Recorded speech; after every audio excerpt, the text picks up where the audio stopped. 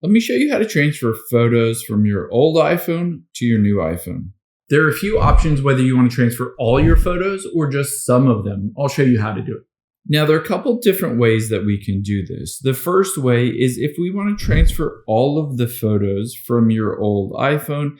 Let's say you got a new iPhone and you wanted to make sure all of those photos essentially are stored on the iCloud and can then be transferred to the new iPhone.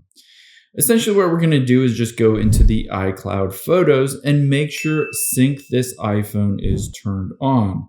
You'll be able to see it's taking up 72 gigs, so you can tap on manage storage. And if you're running out of space, you might need to buy more storage just by tapping on view iPhone storage or buying more iCloud storage so that you can transfer all of these. But after you've synced up everything on your old iPhone, essentially on your new iPhone, again, you can just go to the settings, tap on your name, and then we're going to go into the iCloud in the same place and make sure this sync this iPhone is turned on your new iPhone. Essentially, this will download all of those photos from your old iPhone and put them on your new iPhone.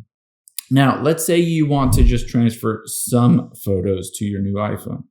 Let's say I wanted to transfer these 3 photos. I can select them, and then I can go through the process of airdropping it. So it's a super easy way. You can see it just pops up with my MacBook Pro. But essentially, if you had a new iPhone nearby, you can just tap on it, and it will automatically transfer those photos to that other device. This works really well if you just want to send over a few photos or videos. Now, keep in mind, if you go through all of these steps, you might also find that a lot of those photos and videos are backed up into your Google Drive. So you could always just type in Google here and then find your Google Drive app.